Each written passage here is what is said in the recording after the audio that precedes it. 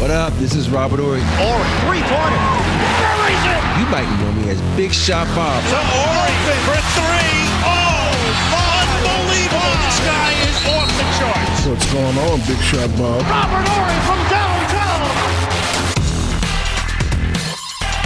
From way downtown, back from China, is seven-time NBA champion Robert Ory. This is the Big Shot Bob podcast. That's B-Dog Brandon Harper with the gold headsets on today. My name is Rob Jenners. Rocking the Shaqs, the old Shaqs. Oh, that's Shaqs? Well, they look comfortable.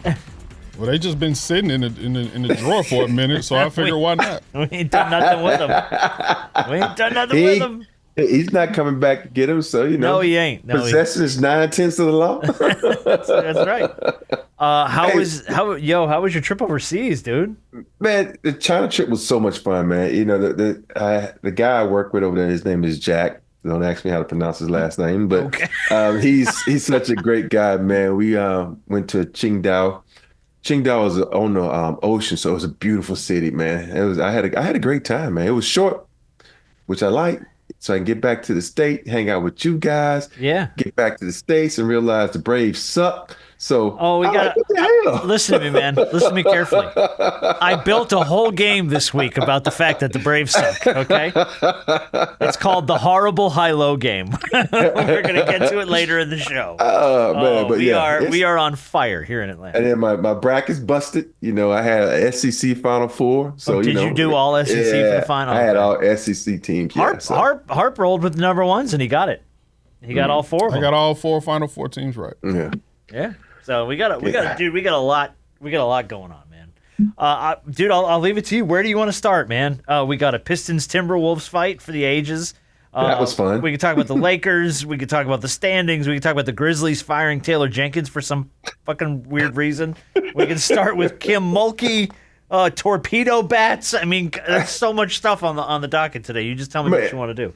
You know what? Let's go with a topic that I don't know shit about. Let's go with the torpedo bats. I heard about what the Yankees are using. Everybody else has been ordering off the chain. So apparently they just like on a regular baseball bat, they sort of like moved the barrel, the sweet spot, just down a little bit. Well, they put more wood where the sweet spot is, so they kind of collapse all the thickness of the bat. All this is, I'm gonna say pause for all of this. Yeah, I was gonna sound say, really I'm weird. taking all of this out of context.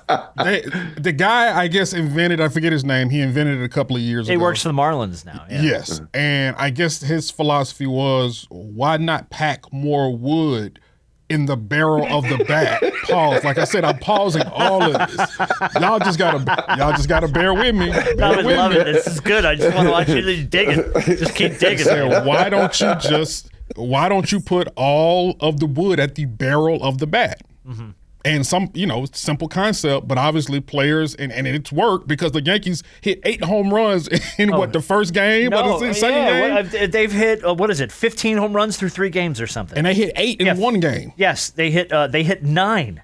9 home runs in a 20-9 rout of the, on Saturday. I think it was like game 2 maybe, 2 or 3. But they beat the Brewers 20-9 on Saturday and hit 9 home runs. And Aaron Judge had 3 of them. Yeah, and I saw that score. I was like, "What the fuck?" And then I saw Aaron Judge. And then of course, that favorite comedy thing, Riot, was, that's how I found out about it. I found out everything on Riot Comedy. Yeah, those guys are funny on Instagram. So needless to say, the Atlanta Braves have put in an order for torpedo bats because at this point they're just going to start batting with like those big Funko bats, the big soft plush ones that they teach kids to hit with Little League. Yeah, we need that. But I didn't, and it took me a minute because it threw me when everyone started using these. Apparently, they've been around for a year or two. Yeah. Like, there's certain guys around the league that will use them, which I didn't know.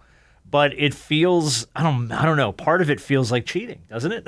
It's within the rules. I know, but it feels, I didn't say it was cheating. I said it feels like cheating. Nah. It's like, now we've re-engineered the bat, so it's nice and big in the middle, and that's where you're going to always make contact. Because here's the thing. Everybody's saying, well, dang it, the Yankees are doing it, we should do it. But I think y'all also have to realize that the Yankees were hitting home runs before this. Aaron Judge, I don't think, is using the torpedo bat, by the way. And if you look at their lineup, and you've always looked at their lineup, they've always had home run hitting guys. Of course. So therefore, it's kind of like, Hey, what they say is not the wand, is the magician. So if you don't have the magicians, the wand ain't gonna help you. Now you can take that Can we however pause you want this to take too? that. 'Cause You can take that however you want to take that. I think I've said that to my wife a number of times. Not the wand, sweetheart. It's the magician. It's the magician. Oh, it's a good show title. It's not the wand, it's the magician. I'm just, for me, it feels like, I don't know. Part of me, and I don't know how you feel about this, Rob, but I think because we're just a little bit older of a generation, I feel more like, and I grew up with my dad and I talking baseball our whole lives. I mean, when my dad and I had nothing in common and nothing, we always had baseball. Yeah. And I feel like this is just a weird change to baseball. I have to. I always laugh at. Remember back, what was the thing that the Bash brothers were using, and they got in trouble for? Talking about Conseco and them? Yeah, it was the stuff that they was using. Yeah, it's called steroids. It had a particular name. But HGH? it was something else, but it was one of the guys from the Astros. I can't remember one of the Killer Bees, and he was like, "Well, hell, I started using it. My fucking my home runs went down." And it has a lot to do with the player. I don't care what bat you use. It has a lot to do with the player in my mind, because you can have the bat, but you got to have the hand-eye coordination. You know, you think about all these great hitters and, the great pitchers. Let's think about the great pitchers that the Braves had back in the day. There wasn't nobody knocking home runs on because the pitchers was fucking awesome. So I think it's the person that steps up to the plate. He can have a fucking straw. If he's a good hitter, he's gonna hit the damn ball. And I hate that these bats are now being used, but I still think it has a lot to do with the hitter. He has to be able to have hand-eye coordination, and if you can't put the wood on the ball. Like I said, this whole conversation has put it out the park. I love that we started with this right out of the gate. Yeah, it's all about talking about the girth of your wood. I don't know. Like we went straight to the dirtiest possible topic we could. I'm with you. I mean, look, it takes. I think what was there's a very famous quote that I'm going to literally butcher from Greg Maddux that was like, "I don't have to tip my pitches. I'm going to throw you like an 82-mile-an-hour sinker on the inside quarter of the plate, and you're not even going to swing at it. So I can tell you what I'm going to throw you because I'm that damn good." So you're right. It's about like, can you get around on a fastball? Can you hit a breaking ball? I get it. It just looks so weird. Like it just looks weird to me, and I'm an old man when it comes to change. You know what I mean? Yeah. Like if you put something in front of me I'm just not used to, I'm just like, I don't know how I feel about this. Eventually I come around, but I don't like it right now. You've been in the South way too long, because Southern people don't like change at all, boy. You're right, man. I don't want that. I've been out of Jersey too long, man. My Jersey side would have been like, "Hey, the Yankees are hitting home runs. Hey, let's roll it out." You know what I mean? But the Southern me is just like, I don't like it. But I think that don't seem right. But here's the thing, and I think we've spoken about this before, about baseball from a entertainment standpoint, trying to draw in the younger viewer.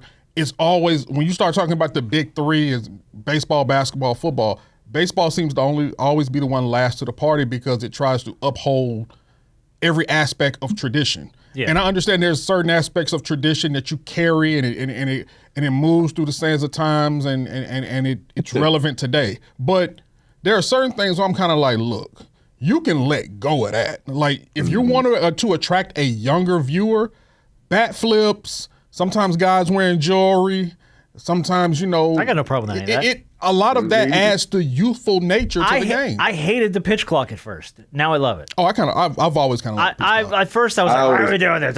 No, I love it. I love the pitch clock now. I love it. It keeps the game moving. I like the other thing too, where the hitters got to get up, the batters got to get in. Like in Nomar, I love Nomar Garcia Park, but that Mo used to get him and do all this shit. Like, what the hell you doing, man? Readjust his gloves 10 times, do like a stretch, knock the dirt off his cleats, make sure his back is loose, and then 45 seconds later he's back in the box. Yeah. So. Like, get your ass up there. You want to either hit it or not. Because I'm gonna be honest with you. Let's just say that these bats do bring about more home runs, and you see an elevation in home runs this season, and the bats are the cause of it. I guarantee you can sit up here and say, "Oh, we need to get rid of the bats," but I guarantee the viewership numbers will tell you something different. Probably. And guess what comes with viewership? Money. So therefore, if the bats are bringing about more home runs, the only people that won't like it are the pitchers. But I'm gonna put it like this: Because they people got ain't going to incentives see in their contracts. right. Yeah. People ain't going to see the pitchers. People people are going to go see guys hit home runs. That's what fans want us. Even a casual fan wants to go see that. Yeah, it's only about I'd say about maybe 3 to 4 pitchers that in this league that people. Oh shit, Snell's pitching today. Oh, I'm going to watch him. Oh, Ohtani's on the mound. Oh yeah, I gotta go see it. Yeah, it's about 3 or 4 pitchers that people will go see because their stuff is so good. But even when you go to see a pitcher, even when you go to see a pitcher, though, like if you go to see Ohtani or Sale, you want to see your team head up the lead. You don't want to watch a pitcher's duel into the 9th. I'm sorry, you don't. It's boring. No one's hit. No one's got a hit. No one's got a run. The game is like an hour and 4 minutes long. It's not as exciting. So it's like, you want to see Ohtani pitch well, but you also want to see the Dodgers throw up 12 runs. And the Braves can't hit the broadside of a barn right now. So it's like, I stayed up and watched that BS last night. Why did you do that to yourself? Well, because throughout the first 5 games, I haven't really been able to catch them because of work. So it was my first game being able to sit down. It was late, but I was first game being able to sit down. I said, "Oh, they're playing the Dodgers. Let me check it." I turned that channel. I ain't even gonna lie to you. Yeah. I ain't even gonna lie to you. Hey, I mean, like the Braves, they need the cricket bats. They're gonna start playing with like rowing ours. Just at that big flat surface. They can hit something. I know where. And even then, they're gonna strike out 9 times in a game. God, son of a bitch. Like we couldn't have any more losses. Now we lose our left fielder for 80 games, pretty much the rest of the season because he's not eligible for the playoffs if we do make. Yeah, the see, playoffs. we don't need torpedo bats. Our guys just do steroids, like old-fashioned baseball, right? No, we don't need torpedo bats. We need tryouts. If you want to be the left fielder for the Braves, we're holding tryouts. Oh, for real. Rob, look, man, if you're looking to catch a contract, you might be able to, I'm just saying, you might be able to catch a minor league deal in left field just because you're tall. Robert Ory's going to bring you back a couple of runs every year over the wall. I'm just saying. Height-wise alone. As the great Bob Uecker once said, unless that's Shaquille O'Neal in left, that baby's out of here. All right, well, where do you want to go now? I'm letting you drive the bus today. Pistons, Wolves fight? Let's go with the firing. Go with the firing? Yeah, okay. Because I honestly... I want you guys to help me make sense. We're on the weird shit train today. You're right. Yeah. Make sense of this for me because I can't. Here, I'm going to give you the numbers and then let you guys go off on this. The Grizzlies are 44-30. There's 8 games left in the season. They were the team no one was really talking about coming into this year. They're the 5 seed in the West right now, and we've talked plenty about the fact that the West is a crowded field. And then yet for some reason with 8 games left in the season on the brink of the playoffs, not the play-in, you likely will have a shot to stay out of the play-in and go straight to the playoffs as the 5 seed or the 6 seed. You fire Taylor Jenkins. Help me make sense of why the timing of this. Now, I don't the why. There could be a million reasons why. The thing that throws me here is the timing. That's what I don't get.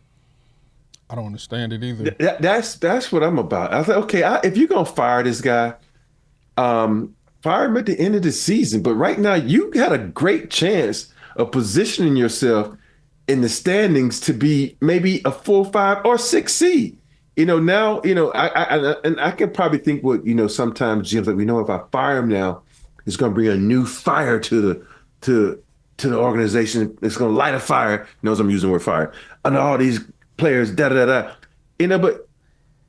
really, it's like when they say, "Oh, coach has lost the locker room." You have to be one of those guys that's inside the locker room because I've been a part of one fire. We fired Dale Harris, and Dale Harris never had that locker room. He didn't have that locker room from the moment I got traded up because I could just see how I ain't gonna call no guys out, how they were like cursing Dale out, saying, "Man, you don't know how to fucking coach. Fuck you. You stupid motherfucker." Like saying all kind of crazy shit to the coach. They would say that to Dale Harris? They would say this to the coach, man. Fucking, we ain't running that shit. We gonna run what the fuck we want to run. I'm in the huddle like this, like, damn, what the fuck did I come to? I thought it was a Lakers organization. Now, I've heard Shaq say he had no faith in him, but I've never heard that.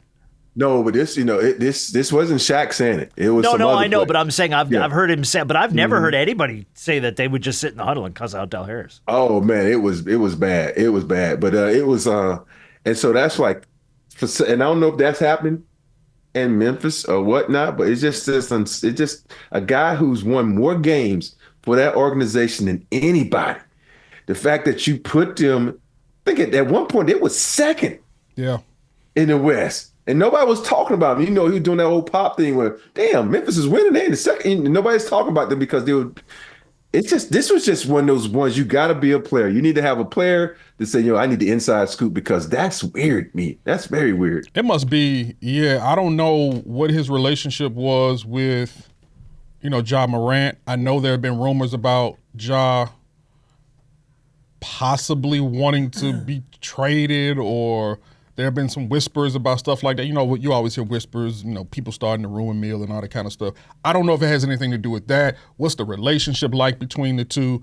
There has to be something really toxic going on in order for you to fire a coach in the middle of the season that has this team in the 5th spot in the West. You're not even in the middle of the season. You got 8 games to play. End of the season, shall I say? You got 8 games left. You're right. If you would have fired him at the All-Star break, I could have probably paladed that. Yeah. I probably could have been like, all right, this wasn't working for But even them. at the All-Star break, where were they? They were still up there. I don't think they were the 2 seed, but I bet you they were still right in the where they mix. were. Yeah. They were a 3 seed. Were they the 3 seed at the All-Star break? I think they were the 3 seed, Okay. yeah. But they were in the mix. So his firing at no point in time would have made any sense. No.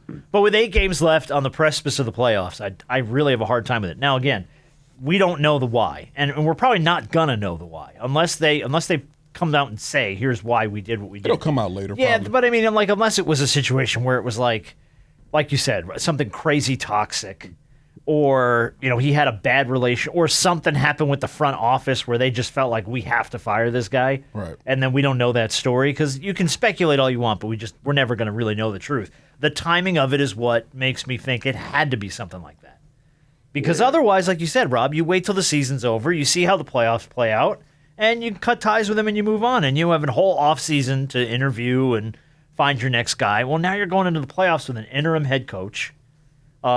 Trying to rally a locker room, and arguably the hardest time of the year to rally a locker room. I can't wrap my head around it, man. Yeah. And who took over as coach now? I don't know. Pretty sure. I'm not sure. One of them interims. Who he coached for? We don't know. Yeah, who he coached for We don't now? even know. Yeah. Let me just tell you this though. Taylor Jenkins' records so far in Memphis: 2019, 2020, they were 34 and 39. They made the play-in. 2021. 20 to 2021, 38-34, they were the 8th seed. They lost in the first round. 21-22, they were 56 and 26. That was the year that we were really hyping them up. They were the 2nd seed. They lost in the second round. 22-23, the 2nd seed again, 51 and 31. Lost in the first round that year. And then the Ja thing happened in 23-24. They were only 27 and 55. They finished 13th in the West without Ja Morant. But then you get 24-25. Here they are, currently sitting at the 5 seed. So, I mean, he's had a good run with them. He took them from a play-in to the 8 seed to the 2 seed twice. So he's gotten a lot out of what he's had. Now, how much of that is on guys like Ja Morant? Because you could see the year he didn't have him, you didn't get very much out of him. Yeah, but also, if you look at their record after the All-Star break, it's been boo-boo. It's been real boo-boo. And so I can understand, sometimes, you always judge coaches and teams. The real season start after the All-Star break. This is what we're going to, look at. And his schedule, who they beaten after the All-Star break and who they lost to, it's kind of a bad record, but maybe they're looking at that. That's the only thing I can just, wrap my head around. Okay, I feel like it's got to be something more than that. It's got to be more than that. It can't just be we had a few bad losses after the All-Star break, because half the league would be out of a coaching job if it was we had a few bad losses after the All-Star break. I mean, it's got there's something we don't know. And then, I mean, look, I get it. It's not our business, but like you got for it to be the timing of what it is. I feel like at some point they're going to have to come out and go, here's why we made this move. Because otherwise, you're just going to you got a fan base spinning right now with a team that they feel like they can get behind too. By the way, a team that they bailed on last year for obvious reasons, and now all of a sudden here they are. They've been playing well this year. They're making some noise. They're sitting at the 5 seed, and now you're the Mavs. You just got them going. What are we doing? So I don't know. Makes no sense. Yeah. All right. Where you want to go now? We got Kim Mulkey. We got the fight. We gotta go to the fight next. Oh, all right, we go fight. Let's go fight. Yeah, let's go fight. Let's go fight. This is the Pistons and the Timberwolves on Thursday night. Go. Reed turned the corner and is fouled by Holland.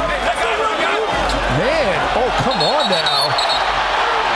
Stevens, big time brawl now in the front row. Gotta stay. It's going to take a lot to break this up. You gotta stay out of the crowd. This is not good.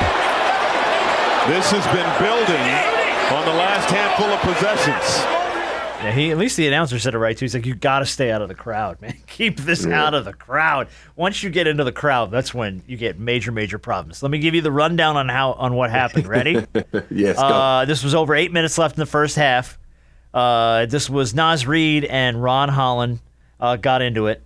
The fight resulted with the Pistons losing Holland, Isaiah Stewart, Marcus Sasser, and J.B. Bickerstaff, the head coach, got bounced. All got tossed. Meanwhile, Reed, Donovan DiVincenzo, and assistant coach Pablo Prigioni also thrown out for the Timberwolves.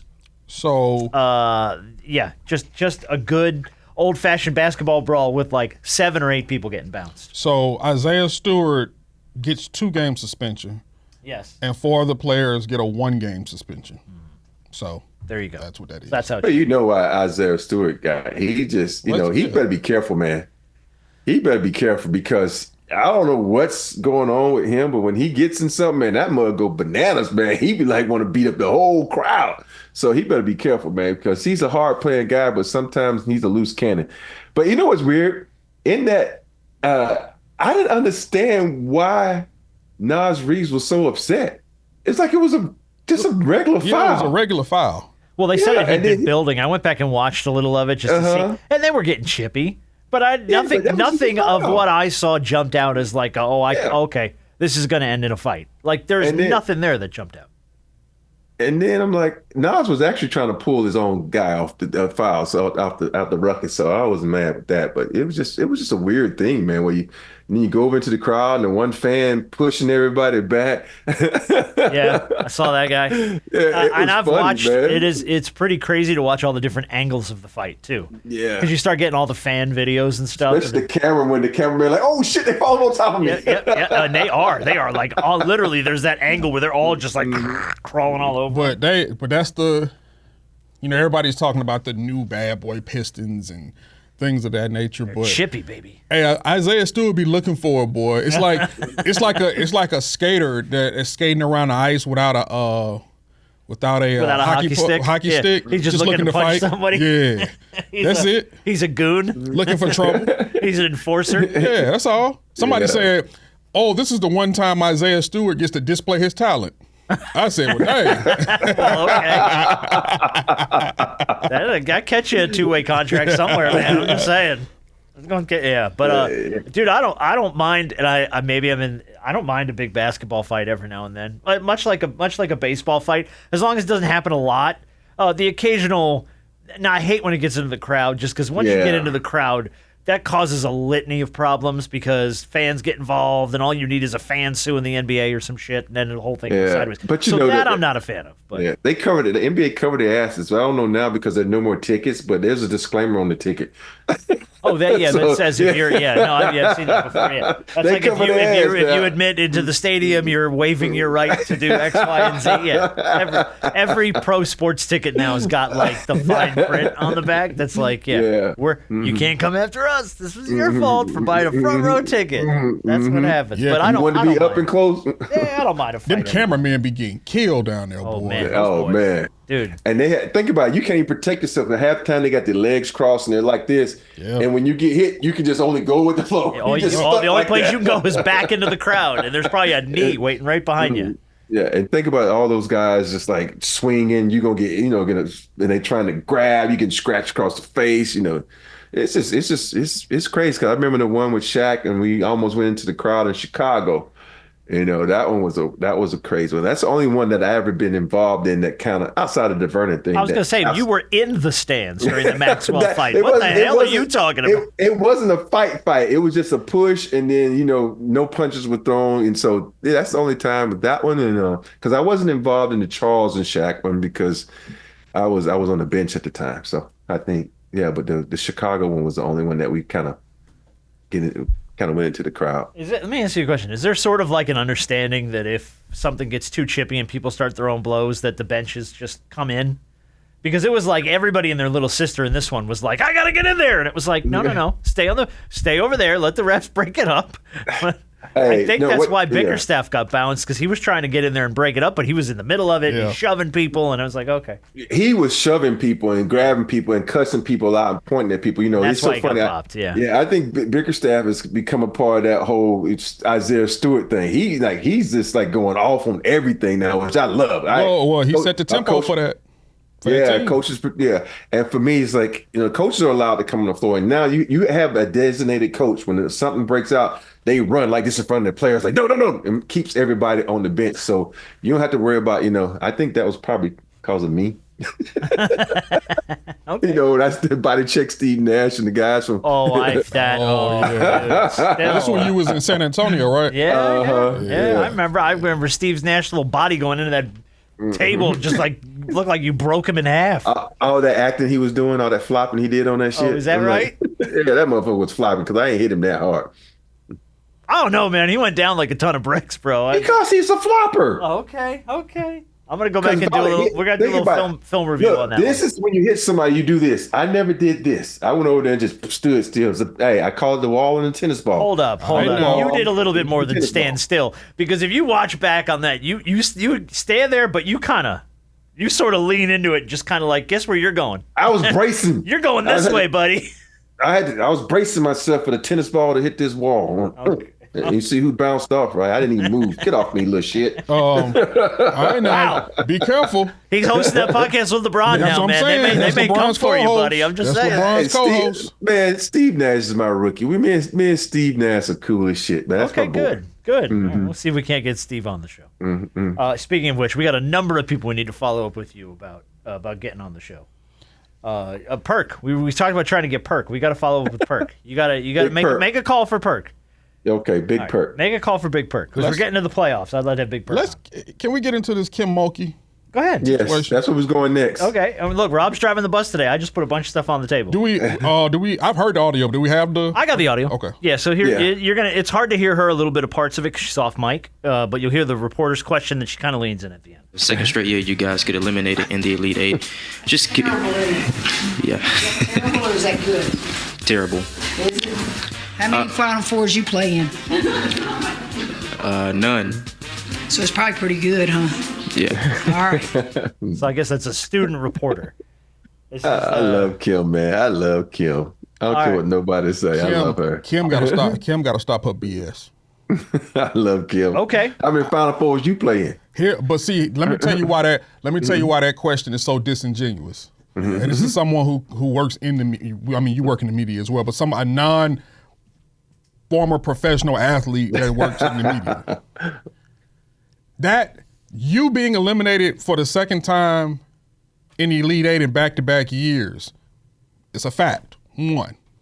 Number two, her saying that because you have not played in Elite Eights, then it must be pretty good. That's only pretty good for a team that doesn't have expectations. You've won a national championship. LSU is not a program that is on the come up. This is not a Cinderella team. This is not a 15 seed or 16 seed who may have gotten to the Elite Eight and can say, you know what, we had a heck of a season. You know what, I'm proud of my squad for making it this far. We were predicted to finish whatever in our conference. We damn sure were not predicted to make it to the Elite Eight. But when you're LSU and you've been in the news, you've had Angel Reese, you have Flau'jae. You've had players who have been in the national media. You've had very talented players who have helped you succeed and get to a point. You're not a startup program. So you have expectations. You have expectations of being one of the final four teams and eventually getting to the national championship as LSU because you've been there before. So the Elite Eight, in a sense, is a disappointment. The only reason she said what she said, because she was upset in the moment. That's an emotional reaction. Because if she was to settle down and calm down a bit and literally heard what the reporter was trying to say, it's a failure because you're LSU. You're not a startup program.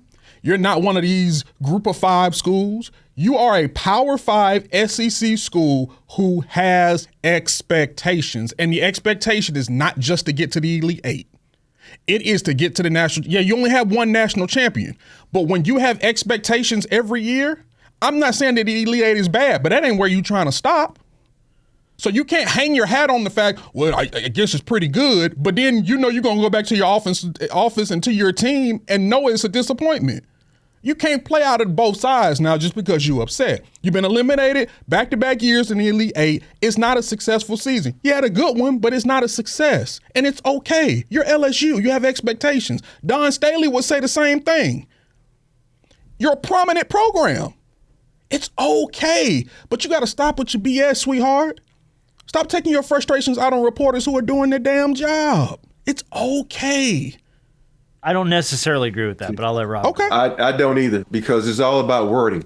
For me, he said disappointing season. It is. It's a disappointing season, but it's the wording and the timing. How would you want me to say it? It's just expectations weren't met. So how do you feel about this season? It's wording, man. It's like the time. It's like he's not wrong. It's semantics. It's a way to piss people off. It's like think about Purple Rain. When Morris Day walks by and leans back and says, "How's the family?" And then he walks over and we're like, "That's fucked up what I just said because man's father just died." I get it. But it's about and then also Kim, right? You know who she is. Mm-hmm. Now if this would have been Pop, we know Pop. Pop would have probably said the same thing, and everybody would be like. Because they think Pop is being nice, but Pop has really been an asshole. You're just going to take it as him being nice. Yeah. And so This is Kim. This is who Kim is. You're right. So when everybody takes it that who don't know Kim and be like, oh, she's being rude. Oh, that's just Kim. That's her. That's who she is. So take it for what it is. And the reporter probably was one of her reporters. Probably, I don't know who he is. Probably. And that's probably why she felt that, oh, you know me. So I'm going to give you that answer. And it goes to like when there's certain players and certain, coaches that have a relationship with reporters. And if you are outside looking in, you fresh to the scene, and they say something, and you have that little report, then you say that, oh, this motherfucker rude.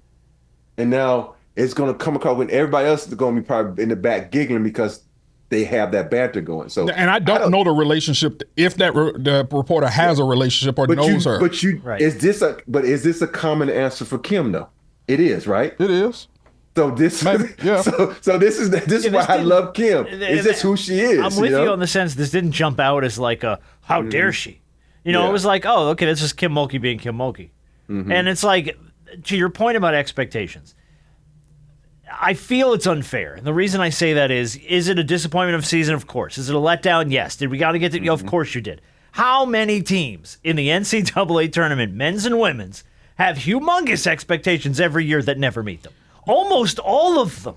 No. Like, have you what? Okay, so we got 4 number 1 seeds in the Final Four this year. First time since 2008. Since the first time since 2008. Right. So that means that there are number 1 seeds every goddamn year that don't ever even sniff the Final Four. And it's a blatant disappointment. It is. It is but you can't say that just because the expectation is there, season's a failure. So many teams aren't going to hit the expectation because the madness is just that's madness. You can lose. Getting to the Elite 8 is hard as hell. Getting to the Final Four is damn near impossible. Winning a title is even that harder. I don't disagree with you, but we expect. Think about it. When we think about, we talk NBA a lot. Take the Lakers, right? We've had. Hold on. You don't win it all. It's a failure. So my thing is, we can sit up here and talk about. We've had moments, even with that have the Lakers across their chest. We talked about this year with them exceeding expectations because at one point in time they were as high as 3 in the West, 2, and we talk about and crazy to say that the Lakers as an organization have exceeded expectations because of what their organization is about, and we know that because the Lakers have won so many titles and they have a history of winning. That the Right there, what you just said. What? So many titles. That's a difference in LSU. Right, but LSU has won. So it's a difference. But now you get into where like when you accustomed to something happening all the time and frequently, but see now LSU's only won 1. This is not something they're not Duke in basketball. They're not North Carolina in basketball. Yeah, they're not Tennessee basketball or in women's or UConn. Mm-hmm. Now, if UConn and Tennessee would say that, to me, it's all about semantics, like I said, and wording. And it's like Kim has always been a great coach, and she's, I think she's won 4 titles. Was it 4? Kim? She's won a couple titles, right? She's won a few. I don't know how many. But she's only won at LSU, and so. To me, this is when you kind of spilling over into another area that really doesn't apply to this situation. Well, what I'm saying you're talking about someone's accustomed to something when someone's really not. LSU program is not. You know what I mean? I get it, and maybe it was. I just know that I know when they have them conversations. Mm-hmm. I think it's easy to cling on to something and say something is a success when you're in a heated moment and you're frustrated, knowing that it probably wasn't a success, because if you sit back and you calm down and you relax a bit, it's kind of like, nah, we didn't have the season that we expected to have. And I'm not saying that, because every organization and program doesn't expect to have that expectation, which is why you have Cinderella teams. Yeah. Because they're not expected to be there. But when you're one of the top seeds. Here's the thing. Now, were they expected to be there? Sorry to interrupt you on this one. That's the thing. I don't know what they were expected to do. See, and so if they're like a number, because they weren't the best team in the SEC. No, they weren't. They weren't even the 3rd best team in the SEC. Okay. What were they? They were seeded what? USC. Don't know. You got Texas. Yeah. And it was somebody else that was better than them. Okay. I think Tennessee. Okay. So you got to understand. So that's why also you got to throw that into the fact that her team wasn't even expected to go that far. So that's why this is one of those situations where you can keep, pile on the rabbit. Yeah, it's a semantics argument. It's how do you say that because you didn't get to the Final Four or win a title if the season is a disappointment? Because the reality is that is true of every team in every sport. If you don't win a World Series, the season was a disappointment. I think it just depends on the team. Yeah, I guess. Kim, for the record, Kim Mulkey's won 4 national titles, 3 at Baylor, and 1 at LSU. So even from the standpoint from Kim Mulkey, who's won at numerous locations, like she expects to go into things to compete to win. Yeah. Even from a coach's standpoint. Like if Gino Auriemma was to leave UConn and go somewhere else, the weight of who he is going to that next location. It's not, he tried. Well, no, but Gino's a different personality, though. Right. You got to run this through Kim's personality. Of course, if she's going to get that question, she's going to give you a smart-ass answer, regardless of asking it, because that's who she, to Rob's point, that's who she is. Mm-hmm. Right. I just you can't go, she's a rude person, like Stephen A. getting on TV going, she's very rude. No, she's just who she is, man. Yeah. Like, she's going to give you a smart-ass response. Pop's going to give you a smart-ass response. There's certain guys you can kind of, and women for that matter, you can expect that from. She's one of those people. I don't have an issue with this question. I fact checked myself. I'm sorry. LSU finished 3rd in the conference. Okay. And so they finished 3rd with 12-4. Yeah. Well, right behind it was Oklahoma, Kentucky, and Alabama. So. Okay. Yeah. All right. But I mean, to me, I think it's much to do about nothing a little bit here. Because it really just didn't come off to me like she was trying to cut that kid down. Yeah. It seemed more like she was just joshing with him a little bit. Mm-hmm. And everybody kind of spun that up because that's what we do in the media. Yeah. Got to have something to talk about today, so let's spin this one up into a story. And if you listen to all of Kim's interviews and the way she talks, she's a character, man. She's about her players and she's funny, man. Even when she watch now. Guarantee they're gonna have her on for the Final Four because she's such a wonderful listen. Yeah, and who else is gonna wear that sweater? You know, ain't gonna be me. Ain't gonna be Rob. Yeah, I guess my whole thing is I didn't have an issue with the original question. No, I didn't either. I didn't either. I mean, I get. But this was a good debate, though. Right? Yeah, but I get what the kid's trying to say. But I like the debate about expectations. Yeah, because I think that's a fair point. Because I think it is a fair point. Right? Because if you're a top coach and you think you're got a top program, sure, you got expectations, and it's okay to realize. But when a kid says to you, "Oh man, failure of a season," oh really? How many Final Fours have you gotten to, kid? Well, if that's the case, half the media shouldn't be talking to it. Either. Well, that's and I will tell you what, there is an NBA player on this dais that would probably say the same damn thing to you. How many games you played in? How many NBA Finals you've been to? Because my ass been in 7. Just saying. And I've never failed, motherfucker. Hey, exactly. So if he goes to a situation and they fail, guess what? Robert Horry's going to say it was a disappointment. Because his expectation and is he's to allowed win. to. And he's allowed to. He's allowed to. I failed 8 times in the NBA. I was a failure 8 times, but 7 times I was a winner. That's a heck of a record. Yeah, heck of a ratio. Yeah, 50% ain't a bad number. I'm just saying, give or take. Most people are lucky to win 1 out of 20. You know what I mean? So. Yeah, but I understand what the kid said, because I agree with you, B. Hart. When you have a certain standard and you think about what Kim's standard is, if you don't win, it is a failure. I totally agree on that part. But also, I think with Kim is like, you got to know who Kim is. But and I'm the one to truthfully, I don't care. And you learn from failures. Failure is not a bad thing. I've said this before. No, so if you don't win a season, you fail. You fail at your goal. If you don't accomplish your goal, you failed at it, right? So. Let me give you my favorite one on failure from the great Les Brown, who's a great speaker. Failure is the tuition you have to pay for the things you don't know. That's true. And I love that quote. True. It's my favorite. Yeah, and it's just true. Quote. You're going to fail, and guess what you're going to do? You're going to learn. And you're going to go, okay, shit, I got to do this different next time. And that's the tuition you got to pay for the stuff you don't know. You got to fail. Because if you don't learn, that's a hell of a lot of tuition you paying. Oh, my God. Hey. Year after year, guys in the NBA paying that tuition. Shit. Yeah, exactly. Well, the last thing on the sheet to talk about, just going through the standings here real quick, because we're sneaking up on the playoffs. We've got a couple teams that are locked down. Lakers snuck that one out last night against Houston. Got that thing done. Trying to get in LeBron's head at the line, it seemed like right at the end of that game. He got that done. So Lakers are there. Yeah, they're in there. Let's start in the West. Thunder have clinched. They're locked up. Number 1 seed. They've clinched the conference. That's a done deal.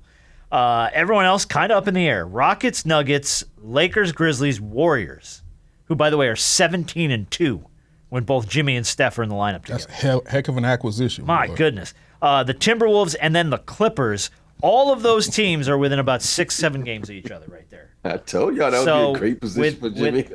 With 8 to go, everybody's kind of in the mix. But yeah, the Warriors 17-2 with Jimmy and Steph. Hey, but how about this though? How about the Dallas Mavericks? Yeah, Mavs and the They're on a Kings roll right now.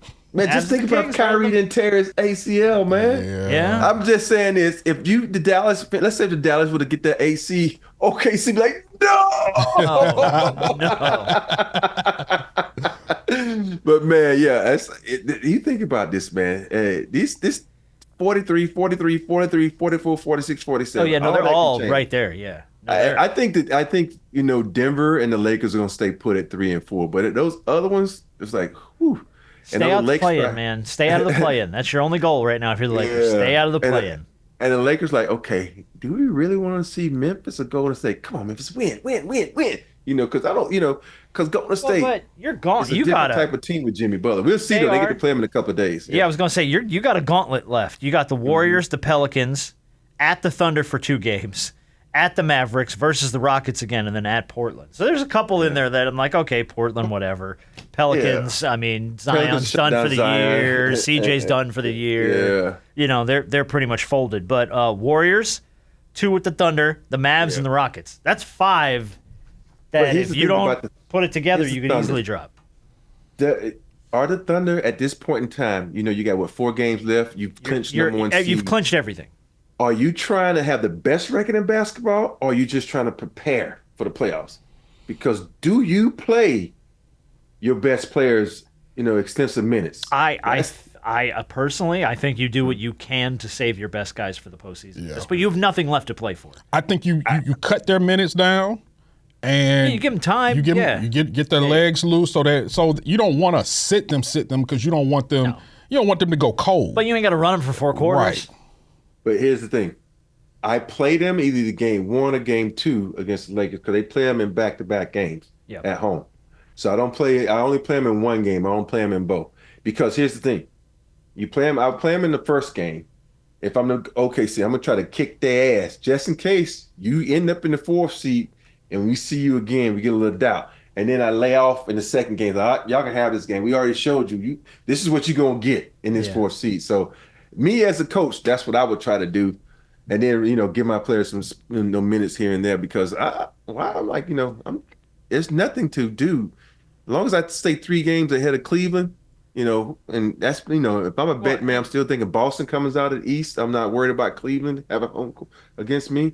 But still, though, that's the only thing I'm worried about, having home court advantage throughout the playoffs. And really, that's the only thing you're playing for would be the finals at that point, right? Home court for the finals, because you've locked up the West. It's done. You've clinched the division. You've clinched the conference.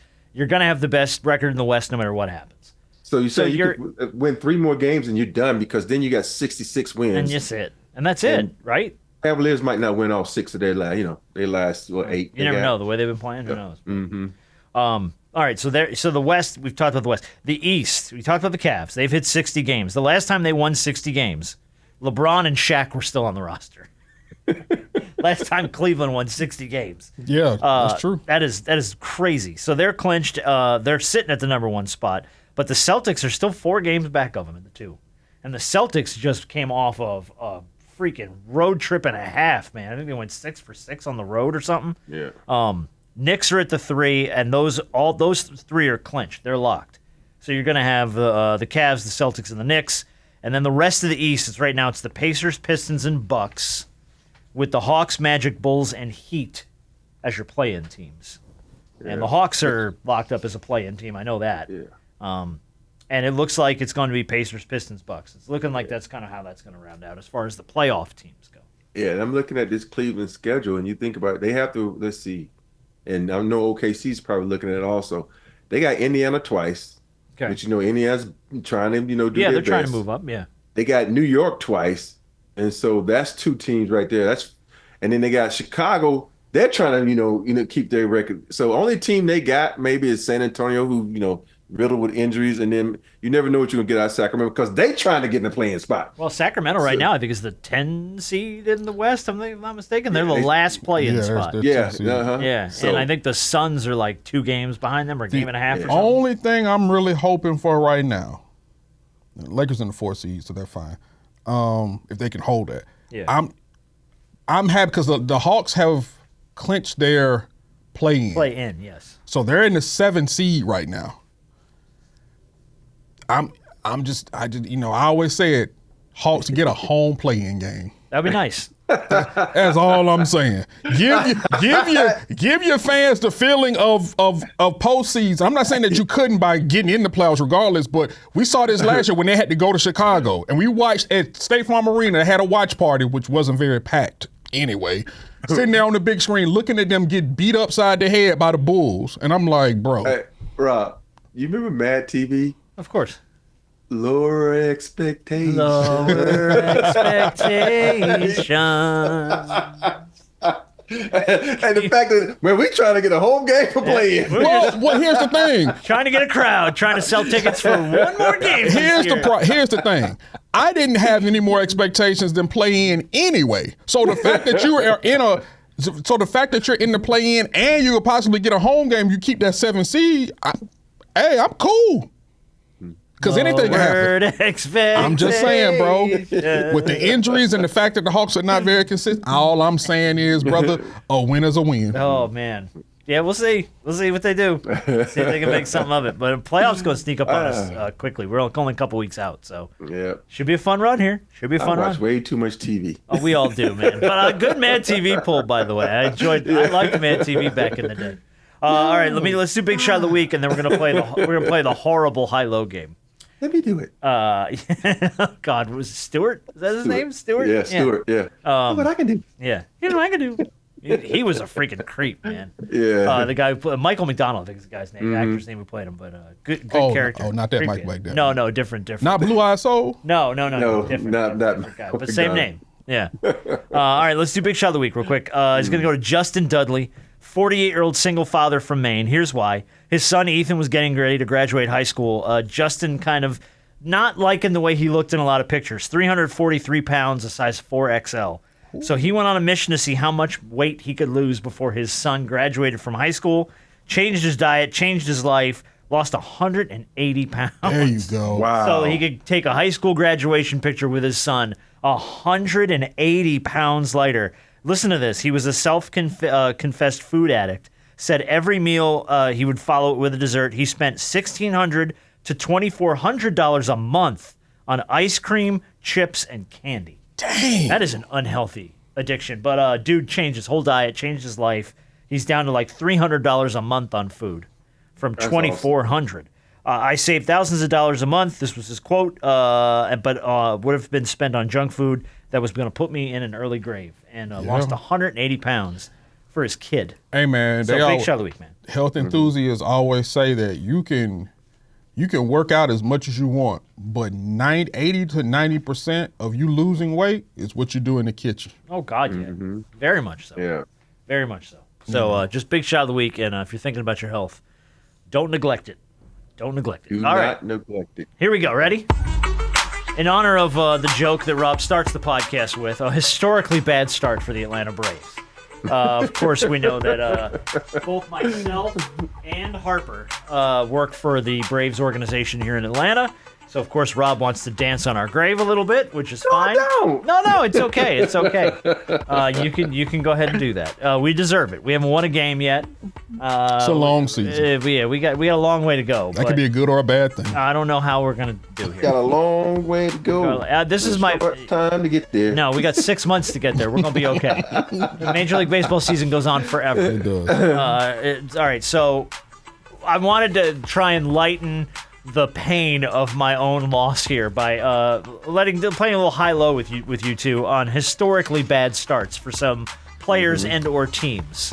So I'm going to give you a number. You both have to guess if you think the real number is higher or lower. That's all. All right, so we're going to start with Chris Dudley, who we all know famously from the Shaquille dunk where he dunked on him and pushed him to the floor, and that's the Chris Dudley. And he hurls the basketball back at him. He was a really bad free throw shooter. He was a 1 for 3 was okay for Chris Dudley. He averaged 45% over his 15-year career, but it culminated in a 1990 game against the Indiana Pacers when Dudley missed an NBA record free throws in a game. I'm going to set the number at 16. Do you think Chris Dudley missed more? Was it higher or lower than 16 missed free throws in a game? I think I know this story. I bet you do. Let B Harp go ahead first. See, when it comes to these things, because he played in the league in the 90s. Well, that doesn't mean shit. No, He it didn't doesn't. play with Chris Dudley. No, he didn't, but he did play in the He was in league. Alabama in 1990. He wasn't even in this game. Yeah, but still, I was born in 1990. Okay. Exactly. Shit, I feel really old now. Yeah, you should. I was born in the 70s. I'm like, I'm gonna say higher. okay. Rob, I'm go higher. you're going to go higher as well. Oh, man. I would like to be able to play a sound effect if my computer wasn't frozen. You're both wrong. It was lower. He missed 13 in a row. Still bad. 13 in a row. I thought it was 18. No, 20, no, something it's like that. 13. 13 missed 13 free throws in a game against the Pacers in 1990. All right. The only thing that'll make a sad Braves fan feel any better is taking a dump on the New York Mets. So in 1993, a string of injuries forced the New York Mets pitcher Anthony Young to alternate between roles as a starting pitcher and as a closer, and he pitched pretty well, but he couldn't close the deal. He lost a Major League Baseball record straight decisions in a season. I'm going to set the bar at 20. Do you think it was higher or lower than 20 straight decisions that he lost? Higher. Rob goes higher immediately. Yeah. Harp's going higher also.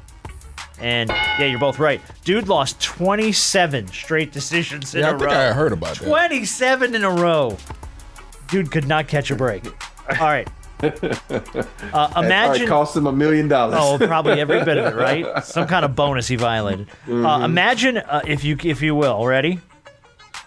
A 9-year losing streak. The not winning a game for almost a decade is what happened to the Prairie View A&M football team.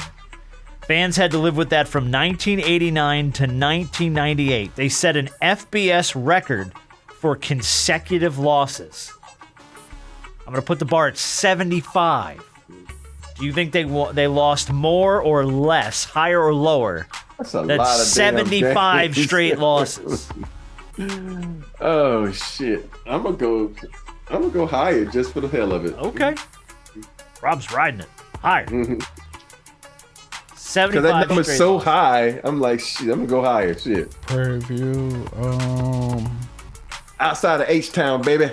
Yeah. I'm gonna go because that's such a long stretch. I'm gonna go over. Everybody's going higher. Everybody's going to get a point. Yeah, it's 80, actually. 80 was the number they lost, including in 1991, the season. They gave up an average of 56 points a game in the 1991 season. So they had a bad How do stretch, you recruit there? No, you As a don't. coach, You how don't, do which you is why you recruit? lose for 10 straight years. Yeah, absolutely not. And how are you the team to get beat by them? like, Yeah, you're the team that led up a 10-year losing streak. You got to wear that forever. Yeah, here you got to carry that for the rest of your life. I'm not gonna laugh because that is part of the HBCU family. It is, and no aspersions were made in any other direction except for the fact that they lost for 10 straight years. Because you got to think about one of the winningest coach ever was at a HBCU. It was. Yeah, It was. you're right. All right, let's go to the Tampa Bay Buccaneers. They joined the NFL in 1976. They kicked things off by becoming the first team in NFL history to lose every game on their schedule. And they didn't score a touchdown until the fourth game of the year. That continued into the following season. They racked up an NFL record of consecutive losses. I'm going to set the bar at 29. They were bad. Did they win? Did they lose more or less, higher or lower than 29 consecutive games? I think they were really bad. And even in them creamsicle jerseys, they were really man. bad. Yeah. They were terrible. That was the boy. old Tampa Bay creamsicle. I love those jerseys. I love those jerseys. With the Pirates 29. squatting in the three-point stance with the knife. Yeah. Old school Bucks. I'm gonna say over. You think it was higher? Yeah, higher. Okay. I'm going under. Rob's going lower. I think he's gonna get this because we ain't gonna lower in a while. Pause. 0.2. Hey now? Pause. Robert Ory. Yeah, I Yeah, thought no, so. it was a little bit lower. It's 26. 26 consecutive games they lost. Which is See, just... that was the way my thinking was going, B. Just Yeah, I to know. let you know. I gotta figure. I was like, he ain't done lowering. I thought we got all the dick jokes out at the beginning of the show. Beginning of the show, we got all the dick jokes, I thought. But no, here we are. Oh man. All right, number 5. We got a few more to go here. The 76ers have had a dreadful season. Already eliminated from playoff contention, by the way. Congratulations, Rob. That season, by the way, this season's nothing compared to the 2013-2014 season when the 76ers tied the LeBron-less Cavaliers of 2010 and 2011. The two teams share the record for the most consecutive losses by an NBA team. I'm going to set the bar at 23. You think consecutive losses by the 76ers, the 13-14 Sixers, or the 2010-2011 Cavs? Higher. Higher or lower than 23? Higher. And you're both right. 26 was actually what Yeah. they both rolled off a 0-26 record. Dreadful. One of the most recent embarrassing records of the bunch. Houston Texans quarterback Matt Schaub, friend of the station, friend of ours here at the show.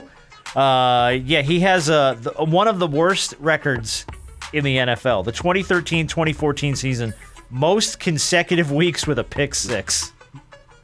I'm going to tell you that I'm setting the bar at 6 weeks. Did Matt Schaub higher or lower 6 consecutive weeks with a pick six? I think it's lower, but not much. Higher. Rob goes higher. Harp goes lower. 0.2.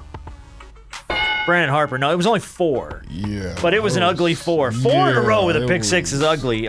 They were to the Titans, the Ravens, the Seahawks, and the Niners. Yeah. He threw a pick six in consecutive weeks. Yeah, I knew it was For the a lie, Texans. but I knew it was 6 weeks was a That is horrible. I just went for the goal. All Go right, for the best stuff. 2 to go.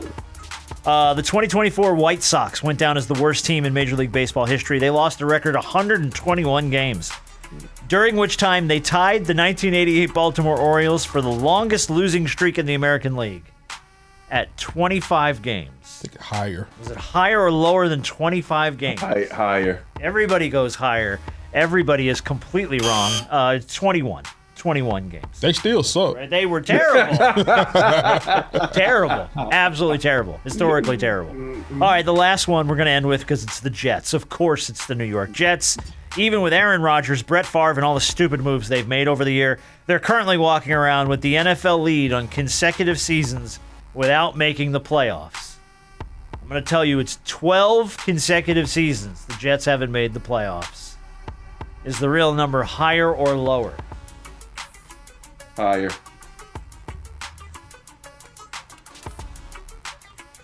I'm trying to think. I'm thinking back to last time I think they made the playoffs was Mark Sanchez. I'd say higher. Everybody's going to go higher. And everybody's going to get a point because they remember very firmly that these are the New York Jets. And it's 14 consecutive seasons that the New York Jets have not made the playoffs.